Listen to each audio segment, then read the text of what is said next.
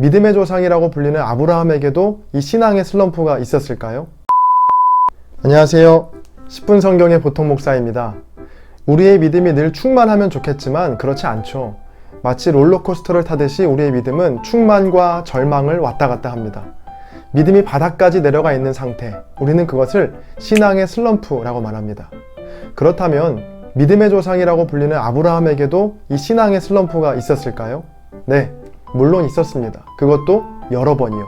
오늘은 아브라함이 신앙의 슬럼프를 어떻게 극복했는지 창세기 15장 말씀을 통해 알아보겠습니다.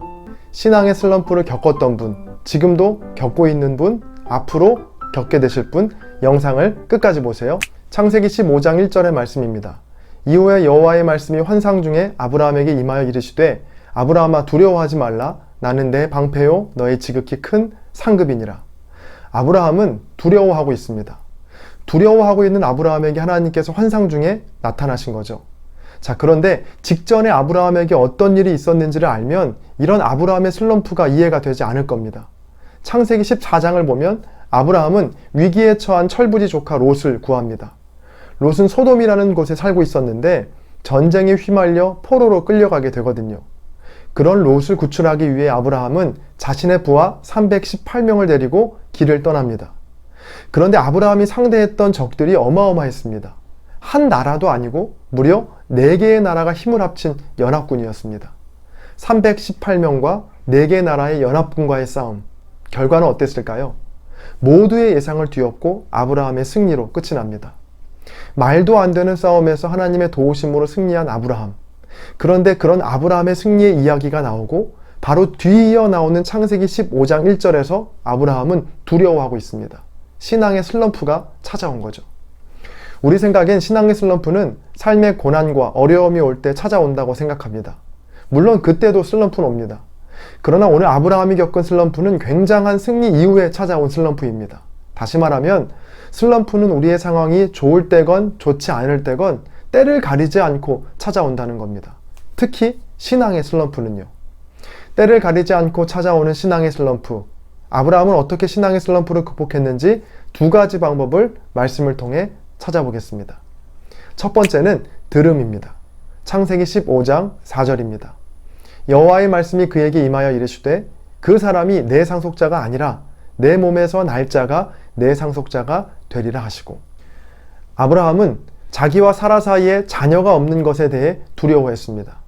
비록 전쟁에서 엄청난 승리를 거두었지만 다시 집으로 돌아와 보니 여전히 자녀가 없다는 것이 그를 두렵게 했습니다. 그래서 아브라함은 자신의 종이었던 엘리에셀을 상속자로 삼을 거라고 하나님께 불평 아닌 불평을 늘어놓습니다. 그런 아브라함에게 하나님은 창세기 12장에서 하신 말씀을 그대로 반복하십니다. 엘리에셀이 너의 상속자가 아니라 반드시 너의 몸에서 상속자가 태어날 것이라는 말씀이죠. 그리고 5절입니다. 그를 이끌고 밖으로 나가 이르시되 하늘을 우러러 무뼈를 셀 수 있나 보라. 또 그에게 이르시되 내 자손이 이와 같으리라. 아브라함을 밖으로 나오게 해서 별을 보여주며 또 말씀하십니다. 그에게 이르시되 너의 자손이 이와 같으리라. 하나님은 지금 아브라함에게 계속 뭘 하고 계시죠? 말씀하고 계십니다. 그리고 아브라함은 그런 하나님의 말씀을 지금 듣고 있죠. 신앙의 슬럼프를 극복하는 첫 번째 방법은 바로 들음입니다. 하나님의 말씀을 듣는 것이죠. 로마서 10장 17절에도 분명히 나와 있습니다. 그러므로 믿음은 들음에서 나며 들음은 그리스도의 말씀으로 말미암았느니라. 믿음이 약해져 신앙의 슬럼프가 찾아올 때는 여러분 먼저 들어야 합니다. 하나님의 말씀을 들으면 들을수록 우리 안에 믿음도 성장하고 충만해지게 되거든요. 그렇게 아브라함은 하나님께서 하신 말씀들을 들은 후에 6절에 보면 뭐라고 나와 있습니까? 아브라함이 여호와를 믿으니 여호와께서 이를 그의 의로 여기시고. 여러분, 신앙의 슬럼프일수록 자꾸 말씀의 자리를 사모해야 합니다. 말씀을 통해 내가 어떤 존재이고 나를 향한 하나님의 계획과 뜻이 무엇인지를 날마다 들어야 합니다. 오늘 본문에도 아브라함은 계속해서 하나님의 말씀을 듣습니다. 태의 문이 열리지 않아 초조해하고 있을 때 하나님은 계속해서 너에게서 자손이 나올 것이라고 말씀하셨습니다. 마찬가지로 우리 또한 하나님의 말씀을 계속 들어야 합니다. 이게 아무것도 아닌 것 같아도요. 말씀을 읽고 듣는 사람과 그렇지 않은 사람과는 엄청난 차이가 납니다. 이 영상을 보고 계신 분들 중에 혹시 한동안 성경 읽기를 멈춘 분이 있으시다면 다시 성경을 펼쳐 읽어보시기 바랍니다. 너무나 작아진 우리의 믿음은 금세 커질 것이고 또 커져버렸던 두려움은 점점 작아질 겁니다. 신앙의 슬럼프를 극복하는 두 번째 방법은 드림입니다. 자, 들음과 드림. 기억하기에도 좋으시죠? 여러분 말씀을 들었다면 그 말씀에 순종하는 드림이 있어야 신앙의 슬럼프를 극복할 수 있습니다. 아무리 말씀을 많이 들어도 그 말씀에 순종하는 드림의 삶이 따라주지 않는다면 아무 능력이 없습니다. 오늘날 우리에게 가장 필요한 것이 이 드림의 삶이 아닐까 생각합니다. 인터넷의 발달로 듣는 건 넘쳐납니다. 인터넷 클릭 몇 번만 해도 세계에서 가장 유명한 목사님들의 설교들을 들을 수 있고 스마트폰으로 유튜브에서 매일 좋은 말씀들을 알림으로 받을 수도 있습니다. 이렇게 듣는 것은 넘쳐나는데 비해 들은 것을 드리는 실천의 삶은 턱없이 부족하죠. 다들 이유를 들어보면 저마다 사정들이 있습니다. 너무 바빠요. 혼자 먹고 살기에도 버거워요. 피곤해요. 여유가 없어요. 자, 상황이 이해가 안 되는 건 아니지만 여러분 그래도 안타까운 마음은 있습니다. 왜냐하면 드림이 없는 들음만 가지고는 절대 믿음이 성장할 수 없기 때문입니다. 오늘 본문을 보면 아브라함은 하나님의 말씀을 듣고 제물을 드리고 있습니다. 본문 9절과 10절입니다.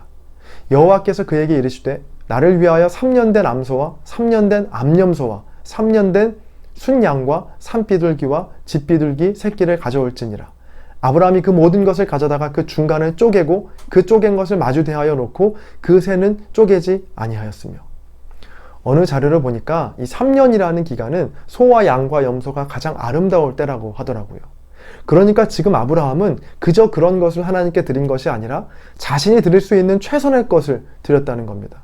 여러분, 주님께 드리는 것을 아까워하지 않기를 바랍니다. 하나님 나라에서 헛수고라는 건 존재하지 않습니다. 주님께 시간과 물질과 마음을 드릴 때 그것이 주님 안에서 반드시 선한 열매로 맺혀갈 줄로 믿습니다. 이왕 하나님께 드리는 거 남는 것 드리지 마시고 먼저 구별하여 최선의 것을 하나님께 드려보시기 바랍니다. 한국교회 초기 자료들을 보면 우리 조상들이 얼마나 드리는 것을 중요하게 생각했는지 알 수 있습니다. 중국의 선교사로 있었던 고포드 선교사님이 1907년 한국에서 일어난 평양 대부흥을 목격하고 본격적으로 한국교회에 대해 조사하기 시작합니다. 그렇게 남긴 선교 편지에는 다양한 사례들이 기록되어 있는데요. 그중 몇 가지만 소개해 드리겠습니다.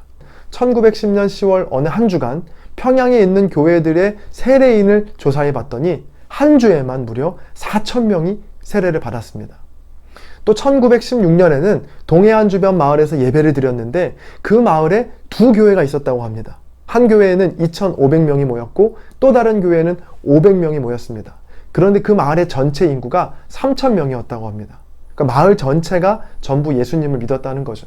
또 한 예로 1907년 9월부터 공식적인 새벽 기도회가 시작되었는데 4시 30분에 기도회를 시작하는데 무려 새벽 2시부터 400명이 넘는 사람들이 미리 교회에 와서 기도하고 있었다는 것을 목격했습니다.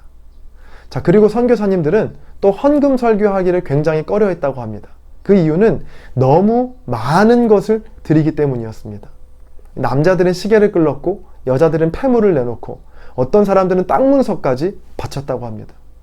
그래도 교회에 와서 날마다 울었는데 우는 이유는 드린 게 아까워서가 아니라 더 바칠 것이 없어서 흘리는 눈물이었습니다. 그렇게 하나님께 드림을 통해 한국 초기교회 성도들의 믿음은 성장해 갔습니다.